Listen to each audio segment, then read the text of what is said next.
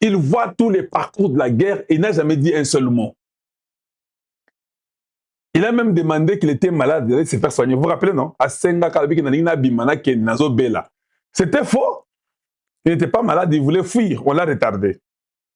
Mais moi, comme je savais que le Congo allait toujours gagner, si j'étais vous, il fallait que se faire soigner pour sentir que non, contre la rébellion officiellement, ça allait nous aider. C'était un homme de moins. Mais malgré ça, Dieu a dit non, non, même ceux qui vont découvrir était, il faut aller constitution. C'est étonnant dans un pays de voir que tous les présidents qui sont venus avant ont touché la Constitution. Je dis bien tous, et Kassavoubou a touché la Constitution. J'ai lu quelque part, quelqu'un disait que non, Kassavoubou n'a pas utilisé la Constitution des Belges. À Boya. La façon que les Belges nous dirigeaient au Congo, Kassavoubou à Boya, le premier président du Congo, c'est la Constitution de Bissau. C'est Boya à Belge. 5 ans au pouvoir, 5 ans. La Constitution qu'il avait n'était pas celle des Belges. Mobutu Aya, à Longolé à Kassavoubou, à Tiayaye. Ce qui est grave, dans la constitution de Mobutu, Mobutu a mis sa constitution, il a changé ce qu'il dit 7 fois. Mais quand il mettait là, il ne savait pas ce qu'il mettait dedans. Après, il ne pouvait qu'ajuster, ajuster, ajuster, ajuster 17 fois. Il peut être qu'un homme vient, il dit que ça c'est ma constitution, que lui-même a fait. Aboye ba degré lo ya papa naye, papa ou abotaki, aboye ba degré lo ya papa, oyo abotiye. Je ne parle pas d'un papa étranger parce que lui nous a dit que c'est son papa. Ils sont venus ensemble comme les AFDEL, non? Je pose la question. Quand les gens disent que non, Kalanji, Hippolyte Kanambe, c'est un Congolais, il est venu avec l'AFDEL. Ce sont des Rwandais qui sont venus ensemble. Ils n'ont que l'idée du Rwanda dans la tête. Quand Mouzé a voulu seulement refuser l'idée du Rwanda, on a tué Mouzé. Tous les restes des personnes, ils avaient l'idée du Rwanda. Ce sont eux qui les ont amenés au Congo. Hippolyte Kanambe, tout le monde, les James Kabarebe, tout le monde, les Bizimakara, les Bouguera. Vous avez déjà oublié Bouguera, non? Bago Farate, Bouguera est là-bas. Et il m'a dit qu'il a quitté ça. Et puis les Bizimakara, les Roubaix-Rois, parce que Bouguera et Roubaix-Rois sont des personnes différentes. Tout le monde là est là. Bouguera a même étudié à l'Académie des Beaux-Arts, si vous ne savez pas, l'IBTP, pardon. Il a dit là-bas qu'il est ça. Mais ils sont venus nous faire la guerre avec les politiques Kanambe, honte. Ces gens-là sont venus avec une idée de venir faire des bêtises au Congo démocratique. Bahati ne voit pas tout ça. On nous fait du mal. Nous sommes dans des problèmes. Tout ne va pas. Le pays est vraiment donc à la dérive. Que non, Makambo baby, non? Quand ils trouvent maintenant que nous reprenons tout et que tout va bien, Boniface Kabouya, je suis content. Maintenant que tout, Lisette Lopez, merci aussi, je suis content. Quand tout va bien, non? Bah, tu viens nous dire que non, on a beaucoup touché la Constitution. Malgré que je vous ai dit que tout le monde l'a touché, tous les présidents du Congo ont touché. Pour Tshisekedi, lui ne peut pas toucher. C'est là où je dis que non, non, non. Il y a de l'acharnement. Je comprends. Vous dites que ceux qui Mouloubo a touché la Constitution, ils ont mal à monter. Il n'est pas embrouillé, na pouvoir naïe, c'est bien comme on l'a embrouillé. Merci pour le grand cœur et Michou Phoenix, c'est très gentil. Yé, to ko embrouillé yé, yé a oko changer te bango sou, bango bazala droit. Donc lui n'est pas congolais comme les autres. N'yeza muluba, yesa ka dizana ya kenda tambola. Voilà pourquoi les peuples se révoltent. Voilà pourquoi les peuples n'est pas d'accord. Voilà pourquoi les peuples disent si tous les présidents, commençant par Kasavubu, à travailler avec sa propre constitution, tu sais que lui n'a pas le droit de travailler la constitution de quelqu'un d'autre. Même si tout le monde l'a fait, pour lui, vous dites que lui qui ne peut pas le faire. Non. Il a fait 7 ans avec la constitution d'autrui. Et il vous a prouvé, malgré la constitution d'autrui, là, il vous a prouvé qu'il est capable, qu'il est très bon. Maintenant, il doit enlever la constitution d'autrui pour mettre aussi sa propre constitution. Qui dirige aussi avec sa constitution comme des autres présidents. Pourquoi pas lui? Dites-nous la raison pour laquelle il ne peut pas faire ça. J'ai lu tout ce que vous avez dit comme argument, ça ne tient pas debout. Tout ce que vous avez donné comme argument, ça ne tient pas. Donc, Boti Kayepe, Asalapé, à ça là. Et puis nous verrons le reste par après. Voilà ce que je pouvais dire à Bati. Quelqu'un m'a envoyé un petit truc là que je ne vois pas. Est-ce que je peux voir ça? Je peux chercher ça moi-même. Je crois que quelqu'un m'a envoyé un truc là que je voulais vous montrer. Voilà. Je trouve que c'est bon. Ah, comment je peux montrer ça? Comment? Parce que là où ça y est.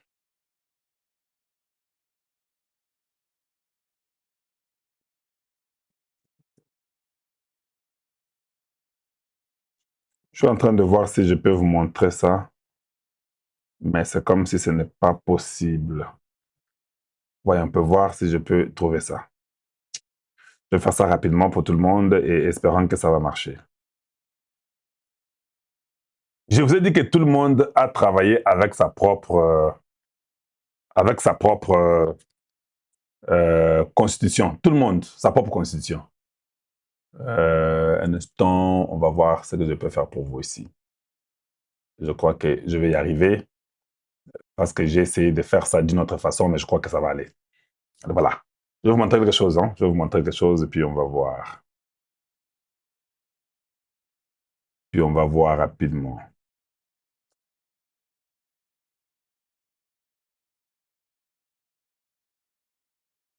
Voilà.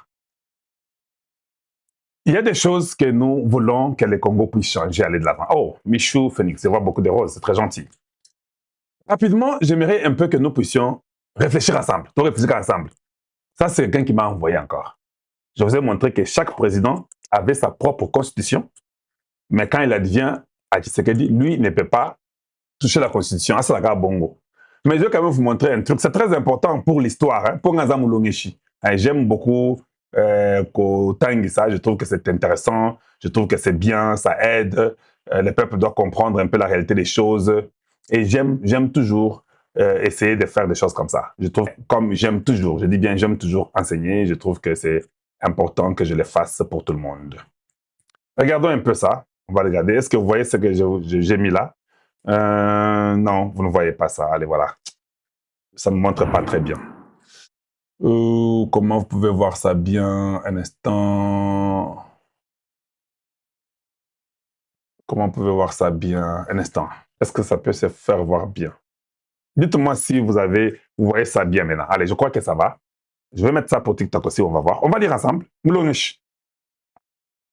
On dit de 1885 à 1960. En fait, les Belges n'est pas venu au Congo en 1885, c'est pas vrai.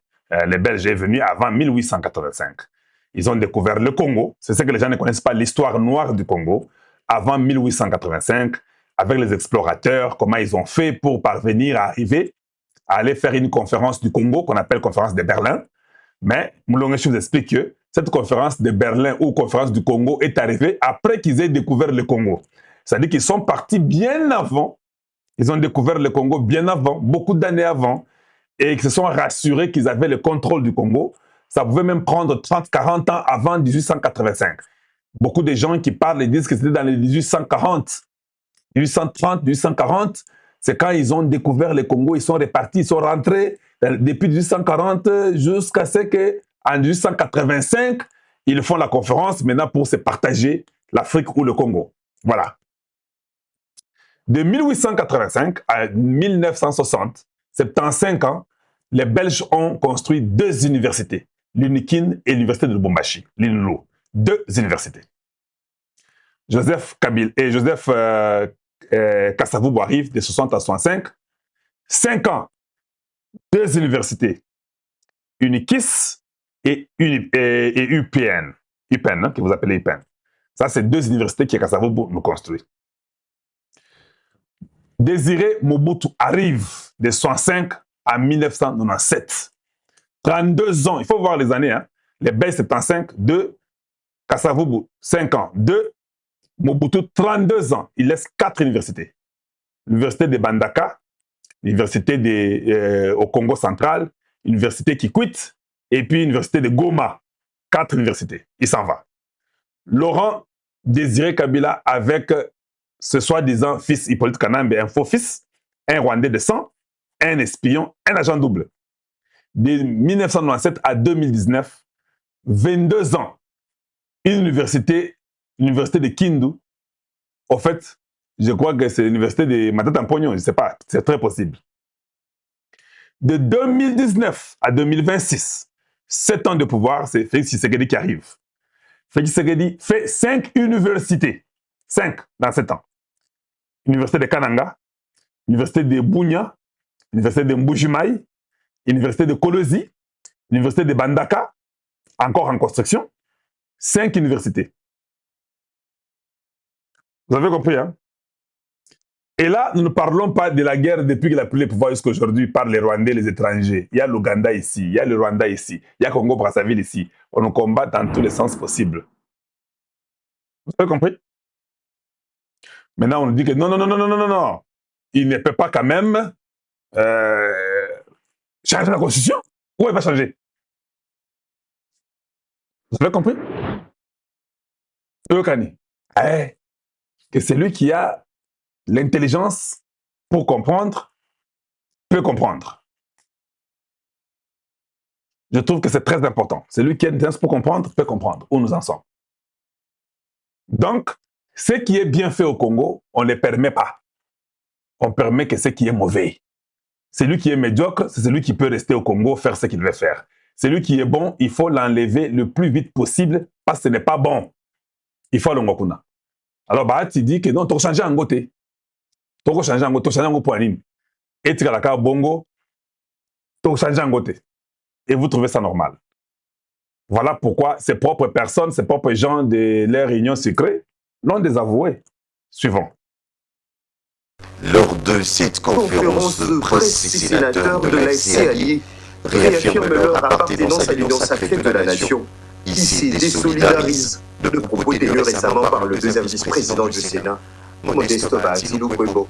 La récente sortie médiatique de l'honorable Modeste Bahati Lukwebo, l'autorité morale de notre mouvement politique, n'a jamais fait l'objet d'aucune discussion ni validation préalable au sein de notre groupe politique.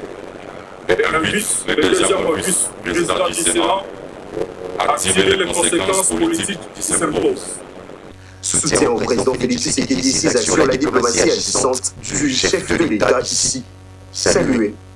Nous adressons nos vives félicitations au chef de l'État pour les succès diplomatiques enregistrés par la République démocratique du Congo, notamment les avancées dans le processus de paix ainsi que les accords de Washington dont le projet de loi portant la ratification sera bientôt adopté au Parlement. Il salue également les récentes sanctions américaines prises. FARDC na bawazalendo bazali à 20 km ya Goma. Lombi babetaki biloko na Goma bananga baza en débandade. Tozo pesa lisusu soutien et pas Lisette Kabanga. Lisette Kabanga oyo azali oyo tozali kobenga femme de fer. Nyonso batraître bakangi bango na mosala oyo général major ya maison militaire à la personne de Malou na musala oyo mama Lisette Kabanga oyo biso ba Jules Munyere ba parlementaire debout tozali ko soutenir bango na musala oyo bazali ko sala à côté dans la vision du chef de l'État. Tozali ko benga bango le meilleur soldat du chef de l'État, le meilleur soldat oyo bazali ko sala na vision mokonzi mboka Fati Beton. IDPS viva! Viva! IDPS viva! Viva! Fati Beton viva! Viva! Fati Beton viva! Viva! Fati Beton feu! Fati Beton feu! Fati Beton feu! Fati Beton feu! En dehors, il y a général d'état-major. Otozali Kobenga Malou. En dehors de maman Lisette Kabanga. Tozali na bangoyo ba soldat mokonzi mboka. Na niveau gouvernement, o bazali kosala musala kitoko. O bazali ba patriote, o balobi et bazali ko soutenir mokonzi mboka balobi que tokosala o ezali changement ya constitution. notre mentor, à la personne de Tchétchi Tshisekedi Moulumba, de reste mémoire, le père de la démocratie, aloba boyena testament naye, mokolo oyo, il dépêche et kokota et qu'on pouvoir donc changer nini constitution. La constitution, ce qui est vrai, le Kola Cordon, Gilles Mouniere, l'un des meilleurs communicateurs du chef de l'État, Aoudi Koloba Awa, Dozali ko changer constitution.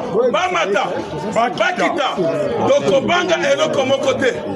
Une dépêche et ça régime Nabiso. À l'époque de Mobutu a changé la constitution. À l'époque de Moussa Kabila a changé qui statut na bango. Kabila Machombe, Otozali Kobenga Kanambe po, a changé la constitution. Dans les États-Unis, pendant plus de 238 ans, les États-Unis ont changé la constitution plusieurs fois. Et dans la France, va changer la constitution plusieurs fois. Mais Kassibiso est de Petolobi, donc on change donc on change la constitution. Et Tolobi Boye, 2028, élections athées. Ils sont parlementaires debout. Tolobi, dialogue ezali, dialogue ezali, Tozali ko soutenir le FARDC, Tozali ko soutenir le Wazalendo, option Oyo, et qu'on s'en respecter, parce que respecter Bicho, et ça option militaire. C'est pourquoi tu as vu Boye. Depuis que le général Malou a eu maison civile, Bamunda Bakangiye, un grand traître, Moussala Zaliko Salema, mention spéciale, là-bas, nous avons Benga, Ibu, oh, Bazaliko Sala Moussala Yakito, Yakito, Yakito, Yakito. Parmi les meilleurs soldats, par partenaire, il y a le président de la République. Nous allons consulter le vice-premier ministre du budget. Voilà. À la personne de Mousito. Très bien. Tobetela, excellence Mousito. Moupa. Maboko Makasi. Excellence Mousito. Fumumpa, l'un des meilleurs soldats du chef de l'État. Congolais de paix et de mer. Oya Boya a trahi patrie Nabiso. Alobi Ngai nazoke de côté ya patrie. Alobi Ngai nazali ko na expertise nangai. Mayele nangai. Expérience nangai. Na pesa mwana mboka. Fati Beton aigle de paix et de mer. Mwana mboka. Fati Beton. Oh, azali na mandaté, mais kasi azali na mission. Ezali comme on a là. Bon année torabi que Fati Beton azali na mandaté, mais kasi azali na mission. Combien de fois on a tenté à la vie du président de la République? Plusieurs fois. Mais kasi le vice-premier ministre, le ministre du budget, l'un des meilleurs soldats, l'ancien premier ministre, Namboka Oyo, à son époque, en tant que premier ministre, Yakabila, à Matissa qui Oezala Kinini, pas salaire, il y a un fonctionnaire de l'État. En français? Lélo Oyo, Mouzitou, l'un des meilleurs soldats du chef de l'État, Congolais de paix et de mer. Lélo Oyo, à celle croissance, il y a budget de l'État. Lélo, tu comme Kobengaye,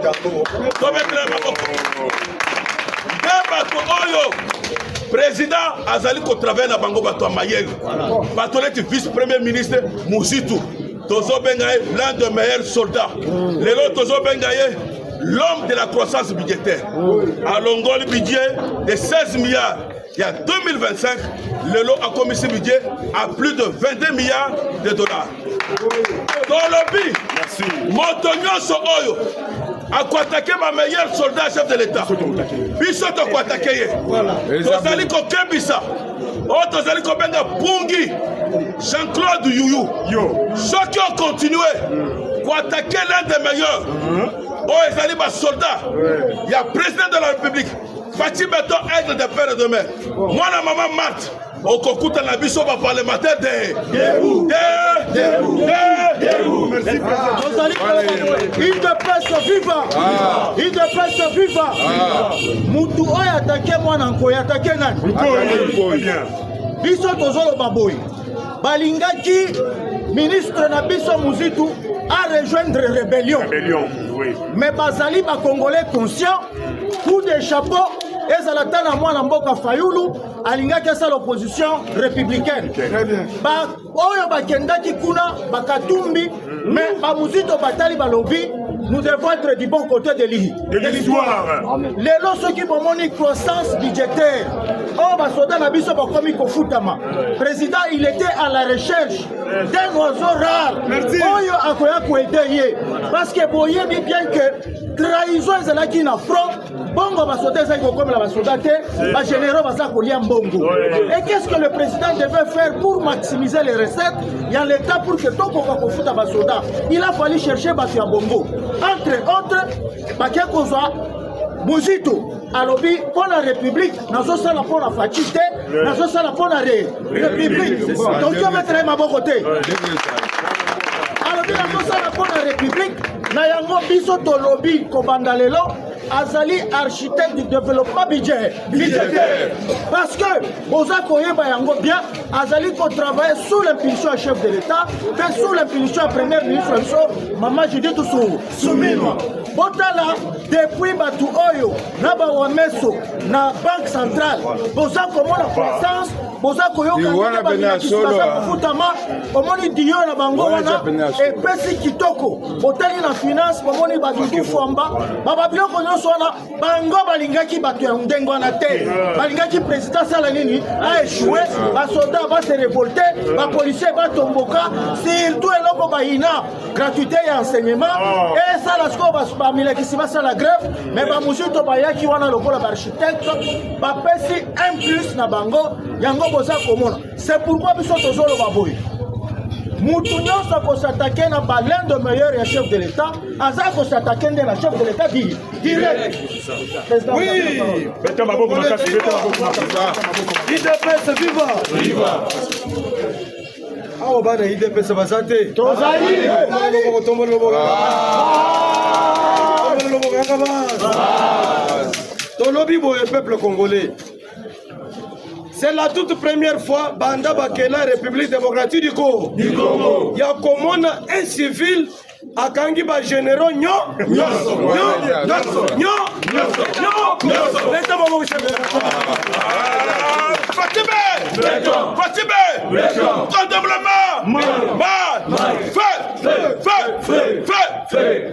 Papa Kokamo Mboka na biso ezalaki déjà ya kokende Yangwana nde babanda komona bananga et consort kolobeke notre verbe c'est verbe ava c'est pas comme verbe reki so wana pona ni parce que civil mwana ya papa Tshisekedi na maman Marthe akangi bango nyonso bloka kade yangwana nde bomoni peuple congolais Faki Beto, Zamba Pese Boigné Belé, Moutou Moukebe Mayelebe. Qui pouvait s'attendre que le chef de l'État Félix Antoine Tshisekedi, peuple congolais, Bolanda Bisso, tant que Bomona Bisso, c'est que Makambo Ezali Bote. Toye parce que Balobi Nabisso, mission Yangwana. Ba meilleur attaquant et chef de l'État baza attaqué. Tant que Bango peut baza attaqué. Biso tozali ba torche ya chef de l'État ce qui totali to mone sika moko boye mo mouvement ya mabe salami toyaka mabe nde toye peuple congolais parce que moko oyo azali partenaire fiable ya chef de l'État oyo chef de l'État atali le kola tana c'est abusé ya kato sali la mboka parce que yo oza de père et Adolphe Muzito azali ko travailler selon la vision du chef de l'État mais likambo ya kokamo botala lelo peuple congolais à l'époque il y a autre linga kotanga te parce que azolumba solo il politique kabila kana budget ezalaki kaka 3 milliards 4 milliards et puis likambo ya kokamo na kati ya budget wana mbongo nyonso ezali kokende na Rwanda mais lelo yo kaka oyo bazali awa oto bengi ba loko azui Adolphe Muzito aye aje na terrain Adolphe Muzito alongoli budget bisika ezalaki amatisi yango peuple congolais papa tokosoutenir ye te mutu nyonso akoya kosoutenir papa na biso aza papa na biso nde bomoni toye parce que Adolphe Muzito andimaki kotravaille na chef de l'état tomatisi budget mais tozoyoka bamiyibi oyo balinga kodécourage oyo bazali koyede chef de l'état babandi bulu yeke yango wana tozali koyebisa bino peuple congolais tozomettre bino déjà en alerte soki boyoki mutu songolo pakala azali kofinga boyebeke mutu wana aza M20. Merci beaucoup général de ville toye awa lokola badrone toye awa lokola badrone les drones corrigent mieux que les conseils. Les drones corrigent mieux que les conseils.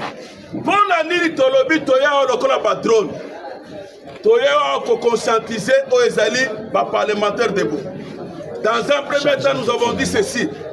Constitution de la République aux changer. Très bien. Parce que le président de la République a une mission et non pas un mandat. La deuxième chose, soutien total aux FARDC et aux Azalènes. Très bien. La troisième chose, soutien total à tous les soldats, les meilleurs soldats, c'est-à-dire le ministre sous l'impulsion du chef de l'État demain. Et parmi ces meilleurs soldats du chef de l'État, nous avons cité le général Malou, qui est le général d'état-major de la maison civile du chef de l'État. Nous avons cité Lisette Kabanga, qui est la patronne des CNS. Nous avons cité parmi ces gens-là Papa Boukassa. Parmi ces gens-là, Doudou Famba Le Pakebo, l'actuel ministre de Finances. Parmi les meilleurs soldats du chef de l'État, nous avons cité Mouzitou Fumuntu. Oyo Tozali Fumumpa. Oyo Tozali Kobenga, le meilleur soldat du développement budgétaire. Moto Oya Memi rigueur la dépense. Moto Oya Memi rigueur la gestion budgétaire. Ce qui est là, les militaires na biso, les FARDC, les Wazalendo, bazali na ba moyens, na ba ressources, c'est parce que le ministre du budget, le ministre de finances, Bango wana, deba jeraka misolo ya mboka oyo. Le ministre de budget, azali wana, asalaki par exemple, le lundi, réunion na ba régie financière, bon à kotirer Bango, Matoi, bon kende, bon mobiliser, bon sala ba signation, oh mo konzamboka, atiaki bino bisika wana, bon a bombe ma ba ressources internes, et réaliser programme à chef de l'État, vision à chef de l'État, c'est pourquoi dans le but, chers parlementaires debout, Bichonyoso, derrière le meilleur soldat du chef de l'État, parmi lesquels Mouzitou Fumumpa, Oyo Tolobi, Motonyoso, Tokebisi, un certain Pungi Youyou Jean-Claude, Oazalaki incompétent, Balongola qui est, Naoazalaki na place à liquidation, Oazali Kolandela, Kosala Batak, contre Oazali Basoldat et Mokozamboka. Doudou Famba, Bamuzito, Ayeba Kebiso, parlementaire debout, Tozali Simanaye, Tozali drone, sinon Togozik ça y est, parce que les drones conseillent plus mieux que corrigent mieux que les conseils. Fati Beto, oye! Fati Beto, oye! Aigle, oye! Fati feu! Fati feu! Fati feu! Fati feu! Fati feu! Feu! Les parlementaires debout. Ngongekei. Nous avons fait un message à les Congolais. Il y a des pères et des mères. Si vous avez des pères et des mères, vous avez des pères et des mères.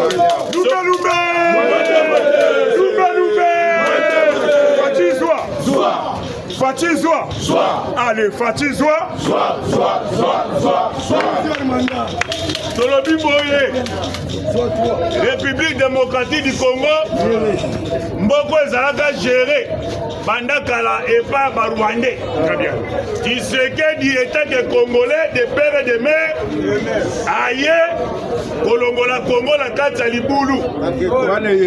Tshisekedi abandi kosala musala. Felaka luka ba jouer. Oyo bakoki ko accompagner vision na. Coco. Alaki entouré le bangwai. Fera Lukasko va jouer. Nana koede ngai. Tshisekedi peut tali chrono, tant missionné. Peuple pas telemi. Yaya faut marquer Bichitunga. Il faut que ça soit qualifié. Il faut Nzombe quoi. Il faut nous Nzombo. Pour te remettre à domicile. Fais Congo contre Fais Papa. Papaya. Il faut te remettre à domicile. Il faut Congo marquer. Il serait dans tel bino. Là nous va jouer. Là nous va sous notre solidité. Mosu Toyaka. Kola na banote. Basa ba rebelle. Yako za Congolais de père et de. Mosu to fando wana. C'est là na millier kaka. Yo kaseka âgé. Ça vous devez détourner. Yo bloqué filo au stop. Doudou Fombayaka, Telemela, Soko Zukangao, continuez la honte, contrôlez l'éthique de DG. Sopara Mouzouna, il t'appelle, c'est viva. Merci. Sikoso Toya Mouké, Marabetali Mobeko Likonzi, Yaya, Lala no Pongia Babe, et Zambo Canabiso, sans condition. Toza obligé, il y a qu'on modifie. Qu'on change sans condition. Balabini, n'a qu'à esprit à Mobeko Likonzi, Batou Basalango Saba Rebelle. Très bien. Babelligera, n'a pas belge, Louis Michel, pas français, n'a pas Balma. Ceux qui le Congo la biso. Toza na conflit na Congo Brazza. Yaya Denis Sassou. Poto Luka Kimia na Afrika ngele. Biso to pe okata moyo ka muke. Congo Brazza ko silikate. Ça pe moyo na mu ya muke. Sori ko zwira ndo na Angola. Yaya na liko tomboka te. Solo pe muke. Siko ba bité, pas question. Ya tozo changer. Et ça me va 3e mandat. Et ça m'a remboursé 2048. Total non, tu sais, total bon procès pour nous. Bon, si Moutou, bon, c'est Kendaki. Aya sauvé Mbok. Total est là. Total est là.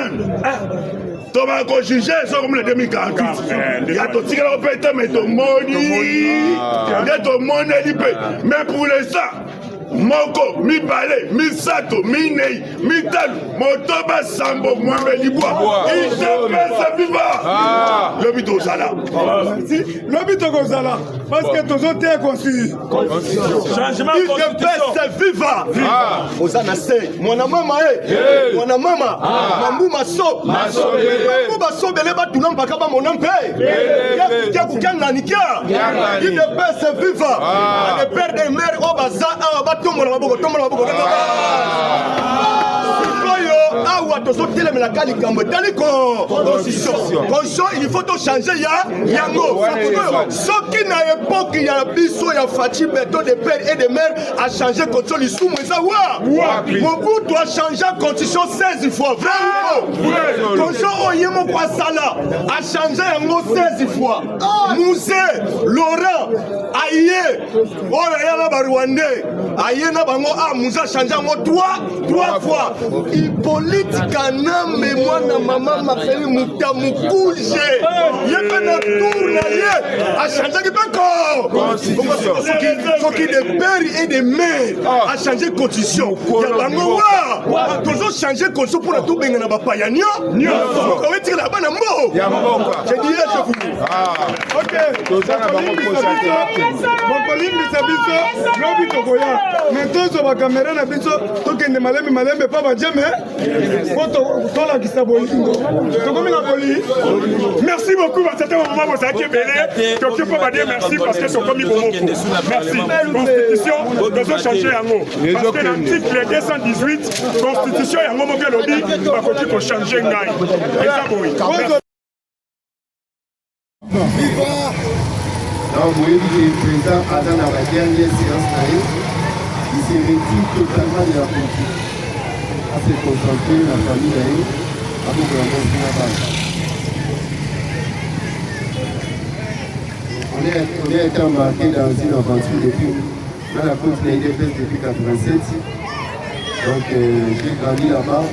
na baleli baplace mpona idps na longo misala mpona idps eloko oyo nazomona bato meme baa na niveau na nga te balobama wa ministre badg baadg baconseiller bato baa na niveau na nga te et ça fait mal ezali tozosalela famille moko bango baréunir na bango. Moi je me retire de tout ça. Je confie que les présidents partent à sortir. Tout le monde, nous sommes les amis qui la base, il y a plus de 400 personnes, 5 qui manquent. Nous sommes les raisonnés, là, comme on est. Quand il faisait les calculs pour faire un kilo, on estimait des bateaux au four à combien? Ceux qui estimaient que madame, nous avons combien? Gérer c'est prévoir, gérer c'est prévoir. Il faut gérer la budget sans cause à la capacité qu'on calculer et l'on nous apprend. À chaque fois, on a été pour le parlement, les gens ont parlementaire, les télés, on va se salader, on va télé, on va tout bon. Là, c'est souci pour rien. Je peux faire aussi ma vie autrement et ma vie soit ça là-bas. Il s'en fout, à part charge à famille, vous avez tout la charge à combattant, Mani, vous dites, papa, moi, papa, moi, donc, voilà le point où je me comprends. Et puis, ma vie au poste, et puis, on a déjà 50 combattants.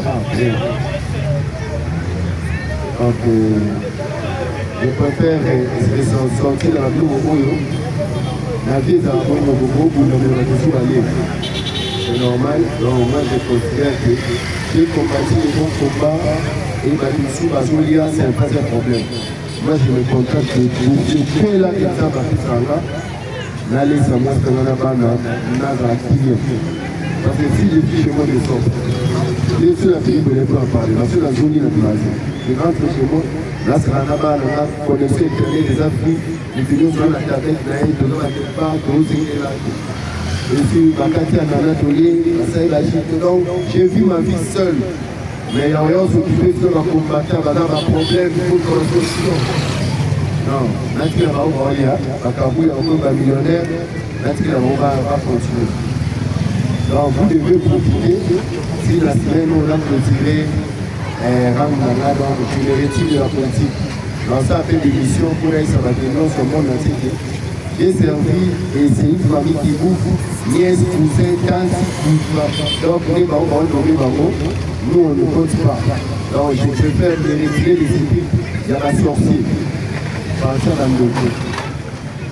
Donc, on va attendre jusqu'à quand? On est au pouvoir depuis 7 ans. Quelle est cette politique? Pour le parlementaire de Oubazosa, quelle est cette politique? Massa Nangaï, comment est-ce que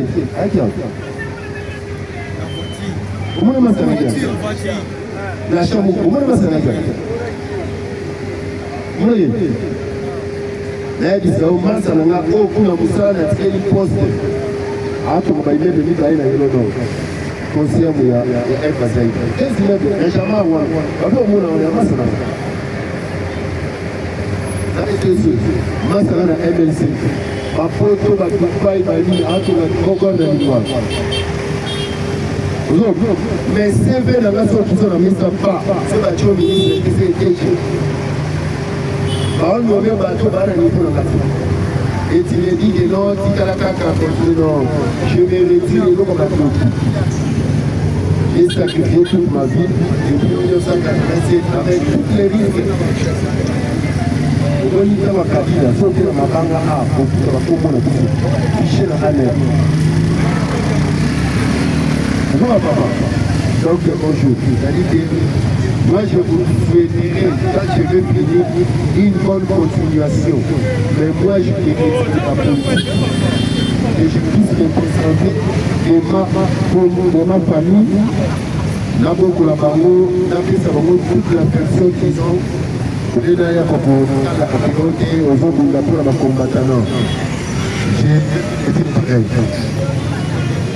parce qu'il n'y a pas une planification de votre dans les 2026 on va commander aux homicides. Mais dans la carte de boutique, on va partir de tout le temps là-bas. Après ça, on va misser dans la bague là-bas. bapesa baputa bato bazala bakate na baposte stratégique yo obotola bango baposte basiège ya badépute soki formé balider te na baprovince soki bazala basiège obotola bango te parce que pour otola bato ya kabila basiège il faut yo moko ozala déjà batia na poste ozosala baction koleka bango alela élection bapesi yo place mais yo ozosala te bango baosala bapie bango baposte oyo na FCC soki to na union sacré bango wana baozwaka mbongo ya komate biso IDPS ordinaire na badepute moke parce qu'on n'a pas de stratégie. On est en politique, la politique des amours comme la stratégie. Pourquoi tout ça, la stratégie, bango bazaka fort bazo bimisa jeune sika babilongi sika oyo soko teleminaye okuza poste te esengeli bacha komona na liste. Alors moi je préfère que na me retirer dans ce parti à Batuloki. On va venir Union pour la démocratie et le progrès social, parti des sorciers.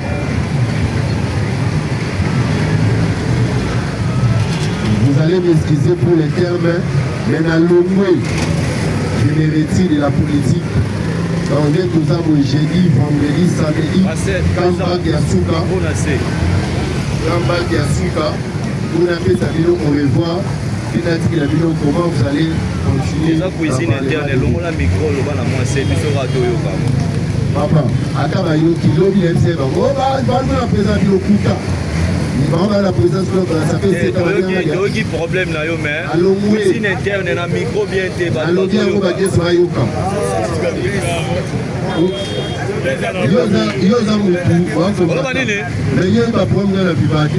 tozoyoka mais eza biso eza IDPS eza bato nyonso te IDPS viva nalobi na longwe papa oyebi pression bapapa miko baza motu soki bayebi bandalo na leti oza na raison ozoloba oza na raison tokuni bana na bango bazalaki te basemobayeki bamakambo bazalaki te banies cousin baza te ntango bacousin bazwa baposte ministériel pourquoi pas biso tokunda tosango ntango biso tokunda cousin azalaki cousin azalaki ekomi poste bazotiatina makangu mutu azalaki mutu ya mbino te mais boprefere kopesa poste ya bonga bakombate ebele bakomisakokoto ye nayebisa yo baministre nyonso batia na baposte babundaka nani bato bango bazwa baposte nyonso eme bino ozalaki bakotia bino molunge atia bato na ye et la plupart des gens bozosongisa baministre bato ya kabila donc bato ya kabila baozongaka kaka Quand va combattre aux misala. Moi, j'ai commencé à travailler. Mais disons que je suis expert en matière électorale, formé par les Belges. Donc, élection, on a eu des souka. Donc, soit dans un Swahili, mais pas Swahili, mais dans Séni. C'est parce que je n'étais pas Swahili. Donc, maman, ça va que les serveurs na poto, bah, quand il y a la liste, bah, il y a un Zamoulouba, Tchèli Banda. Mais l'élection là, belge de la formation. Ceux qui vont l'élection tricherie l'Afrique, c'est moi qui ai dénoncé tricherie l'élection en 2011. C'est que on dit combien de fois j'ai failli mourir.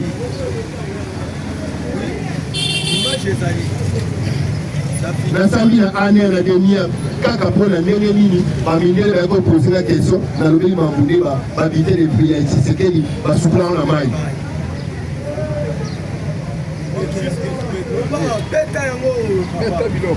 Papa, dans l'ongwe, donc je travaille, dans un travail là, parlementaire, samedi, je clôture, dans cette émission, expliquer que je me retire, excusez-moi les termes, la partie à Banoki, les sorciers. Parce que je trouve mal, les parlementaires de vous, Boumeli Tshisekedi, la France, il y a FCC cash. Au pire, ça va avoir un sac qui m'a à l'osso. Plus de 400 personnes. Là, comme on est.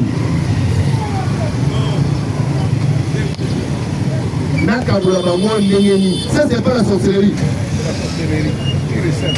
Est-ce que tu connais la son? On sait pas comment faire. Quand on a un sauce là, quand c'est qui m'a l'osso. Il faut que ah, j'ai envie de comprendre que les faits qu'il y a papier, ce sont mon collègue. Il n'y a pas de considération. Si. je dois me retirer dans l'ingomba wana dans l'ingomba bandoki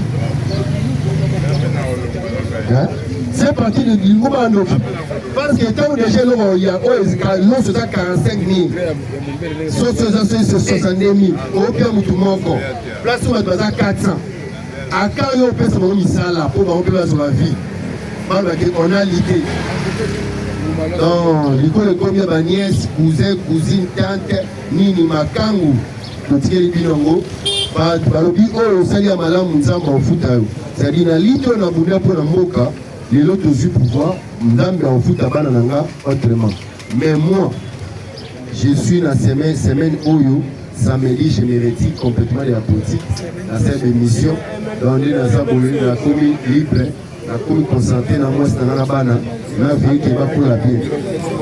Donc c'est ça. On a travaillé, c'est une famille qui a bénéficié. Bango ne va bénéficier de l'union. De l'eau, Bakabouya va comme un millionnaire. Hein? Va comme un millionnaire. Mais quand je regarde mes amis à moi, oui, le maman Sanga Blanchard, quand on a cause souffrir, on a la canne à ma case parce que tout le monde n'a pas mis la discussion. Il vient de partout que sur ma poste. Ils sont au 20 total là-bas. Alors, je n'ai pas un problème particulier dans mon Songolo Pakala. Je me retire dans l'Ingomba Bandoki. L'Union pour la démocratie et le progrès social. Et ça, l'Ingomba Bandoki. Je me retire de ça. Excusez-moi les termes. Et ça, l'Ingomba Bandoki. Pourquoi? Parce que vous avez l'idée avec les autres, mais Bino vous ont lié à Bamsou et vous êtes content de ça. Donc, ça vous dit rien. Quand la place de la maman, la chasse à maille, la songo, nous sommes la songo, aussi il y a mandarine, au Kaboli, puisqu'il y a un Zaki, il y a 500 aboliés pour le Kabola. Les lots, ils ont commis dans un immeuble. Combien de fois la poteau, mais ils ont battu que non, bateau aux Arabes, à Zuma et l'autre. Ma fédé a bandé non, non, le dit que qu'on a parlé, la personne a présent à Bilon Kouta. On a dit ça soit par rapport au vrai lycée. Et ben on a sur le bassin au monde. Donc Yosa a osé le routier, mais ma fédéral, il faut pied à bango, ma sectionnaire, il faut pied à bango. Bon, la mouton qui n'a il faut la paix à bango. Il y a longtemps. Ça dit que nous avons fait ça. Je me retire de l'IDPS. Dernier comeback samedi. Samedi, il y a une Sobaya. Je expliquer ça, mais dernier jour, dans la rang qui est dans la partie à Bandoki. Dans les sorciers, les parties des sorciers. Parce qu'on ne peut pas comprendre, excusez-moi les termes, mais on ne peut pas comprendre que Tobundi Bissonioso. Combien de fois tu vas prendre à l'université? Combien de fois tu vas prendre ça là? Pour la partie où? Mais tu vas Bazolia, les comitantes, cousins, cousines, neveux, nièces, makangu, copines. Bazo tu vas prendre ma DGA, va combattre des pièces dans ma CV, ma vandi. C'est vrai, ça va me la CV. Oui, la CV, ma vandi. Une année l'équipe. Oui, la CV. Année l'équipe. Oui, la CV. Non, c'est quoi ça? Il n'y a pas une politique qui montre que dans 2 ans, la majeure partie va combattre les personnes aux habitants exacts. Quand on voit matinée, ceux qui ont choisi les réseaux sociaux, avec les matinée. Parce que les avec les matinée. Parce que la conflit, avec les matinée. Non, moi j'ai décidé de me retirer de ces partis de sorciers. Excusez-moi les termes, parti à Bandoki, Union pour la démocratie et le progrès social. Monsieur Nathalie, maman Sanga, les lots, il y a des immeubles, maman Sanga, MLC, maman Sanga, n'a pas musique, maman, donc, Batunio, ce bazar, à part IDPS, IDPS, papa. Comment Bino va trouver dans la poste. Quand vous avez fait ça, vous avez parti dans nos postes. Vous avez dit que vous avez fait poste, mais côté va combattre, et ça 200. Allez, soit liste d'en haut. Donc, si vous avez banda, combattant pas au banda. Non, vous avez dit le côté. Pépé, la situation à Tchéro, ça vous avez parti dans la route. Par personnaliste, il y a votre fois sur ça. donc yo ozobanda mosala bato mpe babandi mosala yo pesi motu ministère oza incapable opesa liste ya 200 combattants na lingi 200 oyo obanda mosala mokolo moko allez bozobenga o politique donc c'est associé donc botaba intérêt na bino moko tala nde bakomi baimmeuble bandako mutu azalaki incapable olinga basi makomi na basi na France atie mwasi na mwana donc partout ozotya basi na bana donc babon frère nyonso ya bamisala baposte minene combattant idps afandi te azongisela bango viva non viva na bino suki epa na nga lelo nayebisi bino nalongwe na parti ya bandoki union pour la démocratie et le progrès social nalongwe parti des sorciers IDPS vivant. On avait quel âge quand nous sommes entrés dans ces combats ici? Paix à son nom, mon maître, docteur Tchék Tshisekedi. N'invitez ce yom tozalaki, tenez dans la situation nime. Parce que ce yom tozalaki, on doit reconnaître Gabi, Mouto a sa la pétition contre Bruno Mafungu, signé la 4 fédérations. On doit reconnaître ça. Bon, Bamissus voilà bon. Bon, donc quand il y a une petite information, la valise, il faut occuper sa matière. IDPS vivant.